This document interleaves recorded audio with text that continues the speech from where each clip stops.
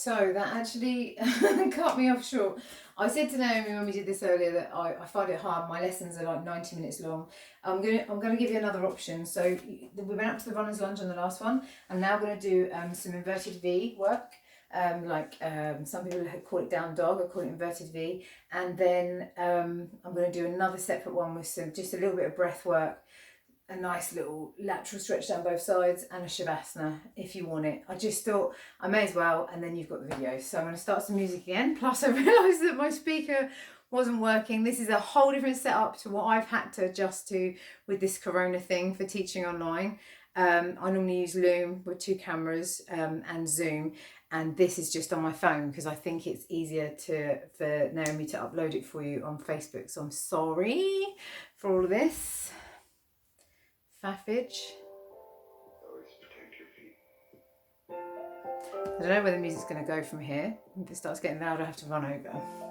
So we're going to come into inverted V, and we're going to go into a pigeon from there. So that's really nice on the glutes and the hips and the hip flexors. And inverted V is really nice for the hamstrings and the calves again. So we're going to start down in child's pose. So hands out in front. Bring the forehead down. And just walk the fingers forwards and really feel into that nice stretch under the armpit. Give yourself 2 breaths.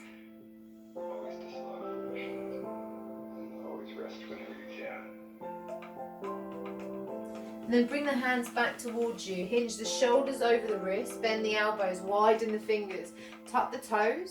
We're going to do a little cat-cow. So as you inhale, you're going to push the floor away, lift the chin, lift the tailbone. And as you exhale, tilt the tailbone under and draw the belly button towards the spine. Really feel that nice stretch through the shoulders. Do that once more. Inhale, lift the chin, lift the tailbone. And as you exhale, draw the belly button under, belly button to spine, tailbone under, push the shoulders towards the ceiling. Now lift the knees and hover about 3 inches so they're lifted. And then you're going to push your hips all the way back to your heels. Draw your shoulders back in the body and lengthen the head to the floor. Then you're going to inhale and lift and straighten the legs. Lift the hips to the sky, up on the toes. And you're going to exhale, left heel down, right knee in. Bend the elbows, widen the fingers, shoulders away from ears. Inhale, up on the toes. Push the belly through to meet the thighs. Exhale, right heel down. Inhale, up on the toes. Push the belly through to meet the thighs. Exhale, both heels down. Now you're going to lift the right leg here. Push the right leg towards the ceiling. Push out through the heel, or the ball of the foot, or the toes. And then as you exhale, draw the knee into chest. And you can draw the knee all the way through and open. Drop the left knee and open the right foot towards the left hand. Then you're going to lift that right knee, left knee again, and push the left heel back. Drop the left knee. Move the foot, lift, push the heel away. Start to feel it in that left hip flexor, a bit like the runner's lunge, but this time we're all the way down. Your foot does not have to be as far over as mine. Doesn't matter where it is. It could be right all the way back under here. The foot could just be underneath. You could also pop a pillow underneath the hip. And if you're not all the way down, you can stay here. I just want to give you these options for people that can. And I want to give you options for people that can't, obviously. So you would use a pillow underneath your hip, this side, and your foot would be underneath you here. Doesn't matter if that's where you are, you stay there, you're still going to feel it. And wherever you are, wherever your maximum is, come back to about 70%, 50%, and you can have a pillow under your forehead or under your chest. Release the hands and give yourself 2 deep breaths. And rock over to the left hip, so all your body weight is over the left hip.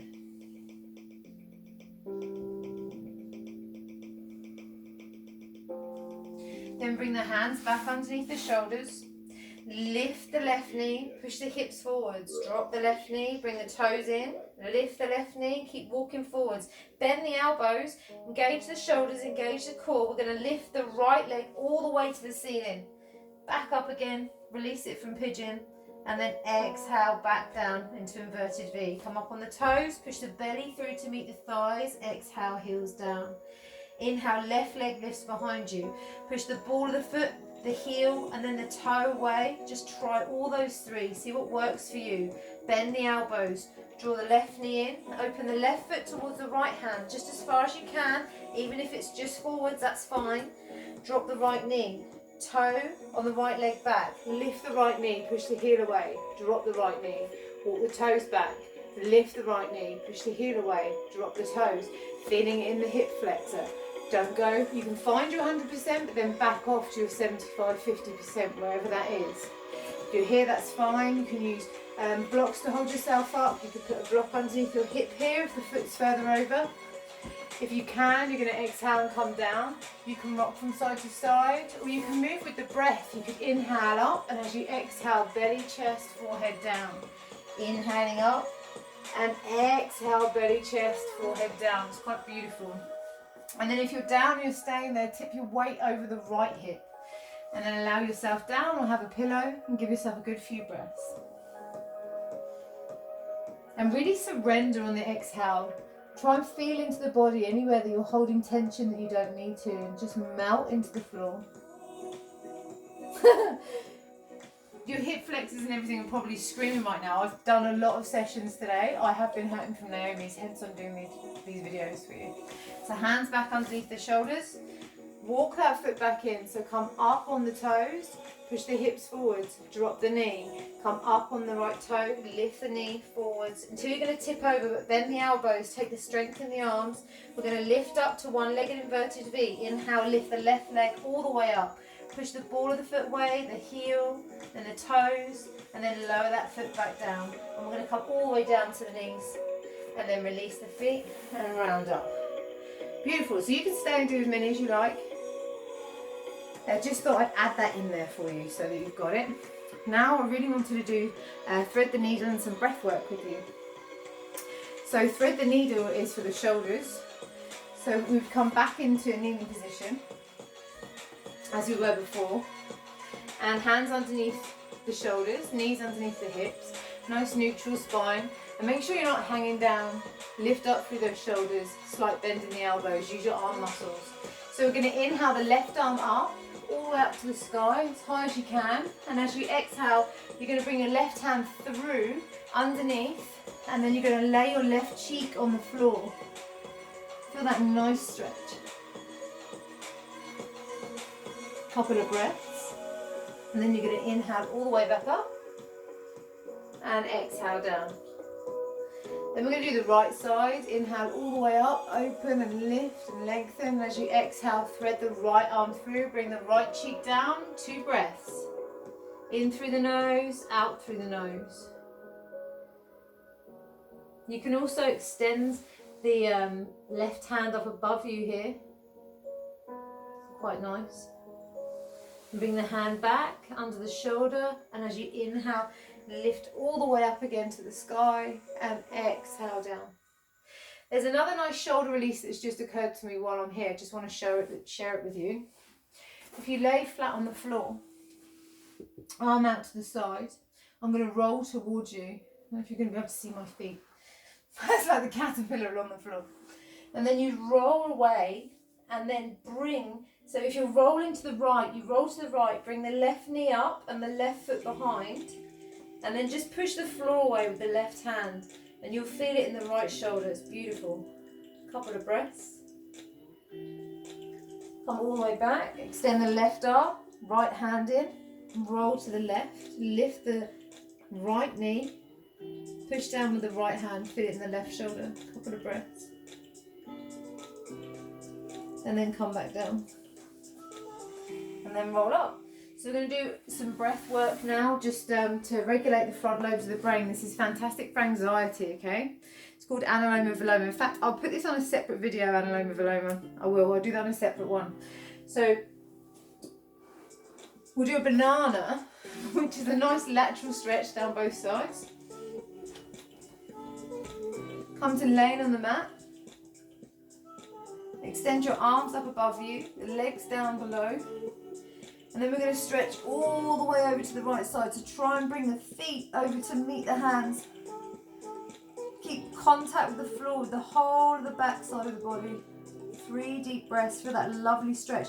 If you want to, With your right hand, you can grab hold of your left forearm, but not your wrist, and just give yourself a nice deeper stretch there. Just give yourself a little pull.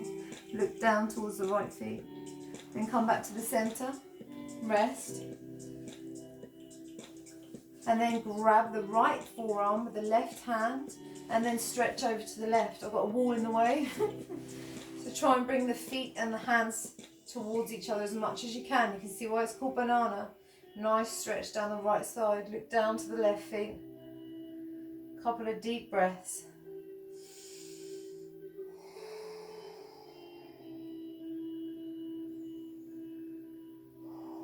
Inhale back to the center and then relax. So I'm going to do one in Shavasana for you. Shavasana, let me show you some variations. Shavasana can be feet wide apart, palms face up beside you. I normally give my students eye pillows, lavender eye pillows.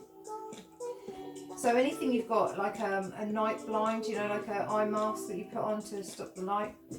You can have your knees bent, walk the feet out to the side, tilt the pelvis under, and then just allow the legs to rest on each other. So don't just come up and push the legs together. There's no muscle engagement. Allow them to come out and then just relax. They flop on each other. And that will just release any tension in the lower back. The hands can be palms face up beside you, one on the belly and one on the heart. They can be up above you if that feels good. Wherever it feels good for you. Yoga's all about tuning into those tiny little intrinsic signals that you're getting from all five bodies, but I don't want to get all heavy on you with the yoga. This was just a stretch out class for after Naomi's. And give yourself a few breaths there with your eye pillow on. If anyone wants a relaxation session, tell Naomi and I'll do an audio one. Normally I use stuff like my singing bowl. I'll do some sounds with my singing bowl and just walk you through your body in your mind. I'll start to tell you each area to relax as you exhale.